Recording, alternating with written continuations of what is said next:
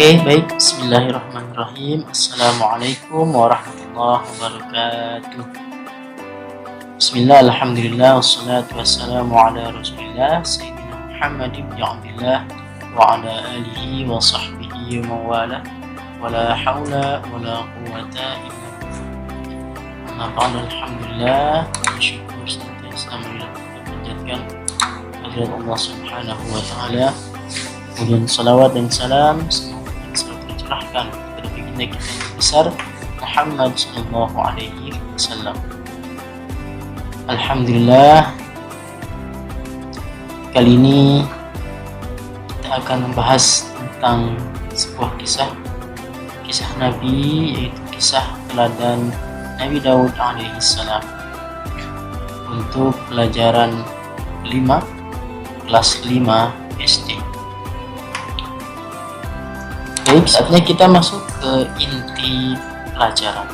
Nah, Nabi Daud ini merupakan salah satu dari 25 Nabi dan Rasul yang wajib diketahui oleh umat Islam, ya.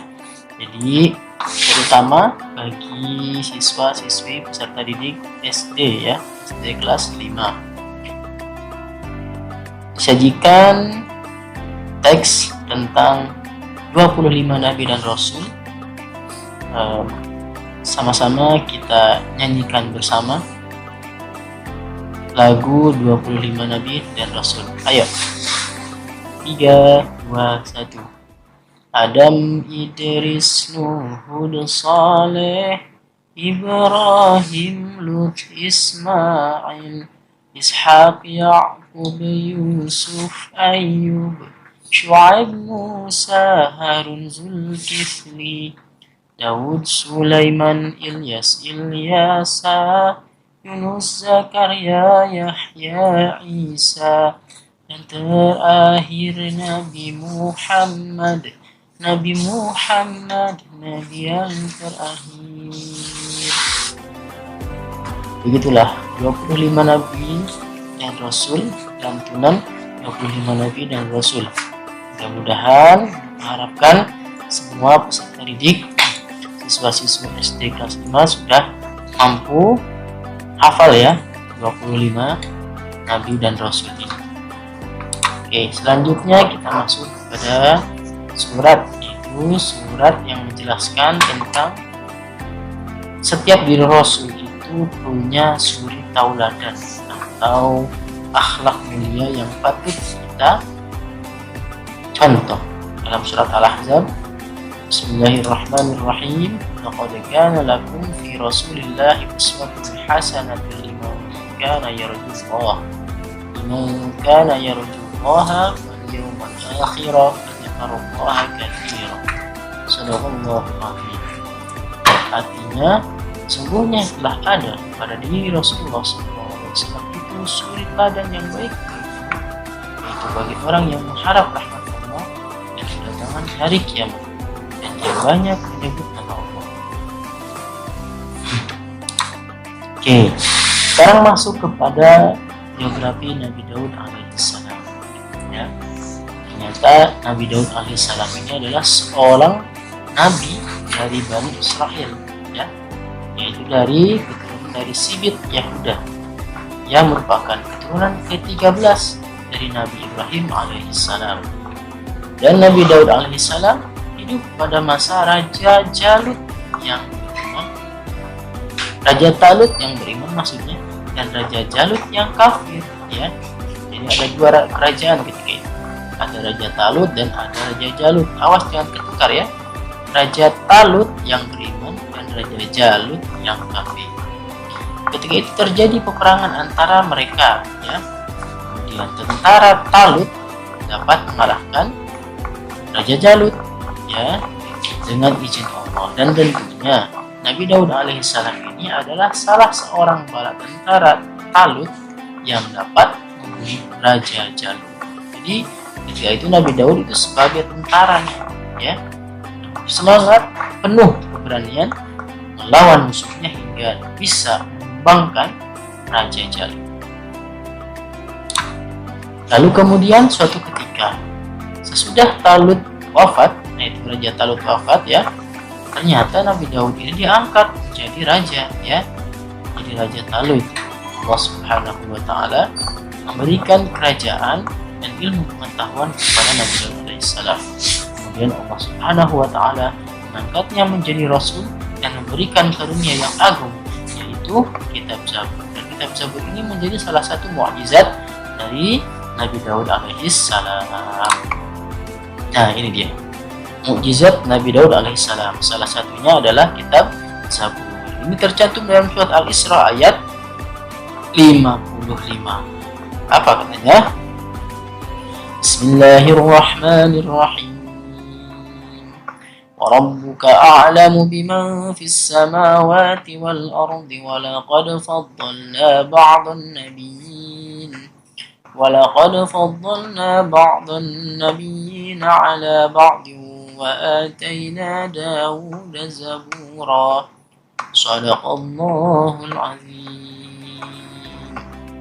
Artinya, dan Tuhanmu lebih mengetahui siapa yang ada di langit dan di bumi, dan sesungguhnya telah kami lebihkan sebagian nabi-nabi itu atas sebagian yang lain, dan kami berikan Zabur kepada Nabi Daud alaihissalam. Ya, dan tentu tidak hanya itu mukjizat Nabi Daud itu ya. Di sini setidaknya ada 5 ya, yang salah satunya tadi Nabi Daud kitab Zabur. Terus yang kedua adalah Nabi Daud alaihissalam itu istimewa, gemar bertasbih kepada Allah Subhanahu wa taala. Hebatnya, jadi gunung-gunung, burung-burung dan binatang-binatang itu sama tasbihnya, bertasbih kepada Allah seperti apa yang ditasbihkan Nabi Daud alaihissalam. Jadi ketika Nabi Daud bertasbih semuanya ikut ya, gunung, binatang-binatang semuanya ikut. Nah, itulah salah satu keistimewaan Nabi Daud. Kemudian juga Nabi Daud alaihissalam itu pencipta baju besi. Bayangkan, besi yang keras kalau saat ini ya, itu ada namanya pandai besi, itu dipanaskan dulu baru bisa meleleh. Nah, kalau Nabi Daud tidak usah kayak gitu, dipegang aja langsung meleleh. Dengan pandainya atau mukjizatnya Nabi Daud ini dapat membuat baju besi ya untuk perang itu, yang lentur tapi kokoh betul-betul ya, bisa digunakan. Nah, itulah salah satu mukjizat ya Nabi Daud, yaitu menciptakan baju besi. Lalu kemudian ya, selanjutnya mukjizat Nabi Daud itu suaranya bagus sekali ya, tidak seperti Bapak ya, suaranya sangat bagus sekali, jauh sekali, tidak ada tandingan dari dulu sampai sekarang ya Nabi Daud suaranya seperti itu. Dan yang terakhir, Nabi Daud alaihissalam itu gemar berpuasa ya. Puasa yang terkenal sampai saat ini adalah, yang orang-orang insya Allah sudah pada paham, adalah puasa Nabi Daud, yaitu puasa selang-seling ya. Jadi misalkan dalam 1 bulan berarti puasanya 15 hari. Maksudnya misalkan kalau hari ini puasa, besok tidak, besoknya lagi puasa lagi, besoknya tidak lagi, puasa lagi, tidak lagi, puasa lagi, tidak lagi. Seperti itu puasanya ya, puasanya Nabi Daud. Itulah salah satu 5 ya mukjizat atau keistimewaan Nabi Daud alaihi salam. Nah, tentunya kita dapat mengambil hikmah atau pelajaran dari apa? Dari materi Nabi Daud ini ya. Setidaknya ada 3 hikmah atau pelajaran yang dapat kita ambil. Itu yang pertama adalah memperbanyak zikir dan tasbih kepada Allah Subhanahu wa taala. Betul ya, karena Nabi Daud alaihissalam ini gemar bertasbih. Oleh karena itu kita ambil hikmahnya dan kita mencoba meneladani Nabi Daud dengan cara memperbanyak zikir, meningkatkan keimanan, ketakwaan dengan cara memperbanyak zikir dan tasbih kepada Allah. Salah satunya setiap sholat fardu ya, kita seringkali atau kita bisa terus melantunkan tasbih. Tasbih itu subhanallah itu 33 kali, tahmid itu alhamdulillah 33 kali, takbir Allahu Akbar, Allahu Akbar, Allahu Akbar itu 33 kali. Nah, itu satu sikap atau perilaku yang dapat kita lakukan dalam meneladani kisah teladan Nabi Daud. Kemudian yang kedua, berlatih puasa sunnah. Contoh di sini puasa sunnah Senin Kamis ya. Kalau mungkin terlalu berat puasa Daud, yaitu selang-seling, hari ini puasa, besok tidak, besok puasa lagi. Nah, boleh dicoba seminggu 2 kali, yaitu puasa sunnah Senin Kamis. Banyak sekali manfaatnya puasa itu ya, dapat menyehatkan tubuh ya. Banyak sekali penelitian yang menunjukkan bahwa puasa itu sangat-sangat bermanfaat untuk tubuh. Bahkan orang-orang non-muslim ya, mereka berpuasa tujuannya untuk apa? Untuk menyehatkan tubuh mereka. Nah, itu dia. Kemudian bisa menumbuhkan sikap jujur dengan puasa ya, melatih kejujuran betul-betul ya. Karena kata Allah apa? Asyamu li wa ana ajzi bihi ya. Puasa itu milikku, maka aku akan balas langsung pahalanya kepada siapa saja yang berpuasa. Karena puasa itu ibadah yang hanya diketahui oleh dirinya dan Tuhannya. Orang lain tidak akan tahu kecuali jika dia berbicara. Jika tidak berbicara, ya mana tahu, mana mungkin orang tahu ya. Tidak ada yang tahu kecuali dirinya dan Tuhannya. Nah, karena itu sikap jujur betul-betul dilatih. Lalu juga dilatih apa? Kesabaran ya, dalam menahan emosi, menahan godaan syaitan, menahan segala hal yang dapat merusak pahala puasa dan membatalkan puasa. Lalu melatih kepekaan dan kasih sayang terhadap sesama manusia ya. Kita berlapar-lapar itu sama juga kita ikut merasakan orang-orang yang betul-betul tidak mampu untuk makan sehari-hari misalkan. Ternyata seperti ini ya, akhirnya kita timbul rasa empati terhadap manusia, terhadap sesama, terhadap orang yang kurang mampu. Nah, begitulah ya salah satu hikmah puasa. Lalu hikmah yang ketiga dari kisah teladan Nabi Daud alaihissalam ini adalah keberaniannya dalam melawan musuh. Nah, kalau kita ambil dalam kehidupan kita sehari-hari, ya itu keberanian dalam hal kebaikan ya, yang positif juga bermanfaat dan maslahah. Maslahah itu ya sama dengan bermanfaat untuk dirinya sendiri atau orang yang ada di sekitarnya. Contohnya keberaniannya apa sih Pak?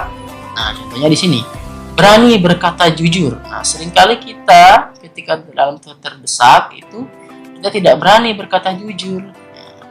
Kata Nabi, "Qulil haqqo walau kana murran." Katakanlah yang benar walaupun itu pahit. Artinya apa? Berani berkata jujur. Tuh. Yang kedua, berani berkata baik tentunya ya. Berani berkata baik. Harus berani dan memang harus ya. Juga berani menegur teman yang melakukan kesalahan kalau kita takut ya. Dengan menegurnya ya dengan sesuatu yang halus gitu ya, diajak dulu ngobrol dan seterusnya. Nah, itu seperti itu salah satu contoh.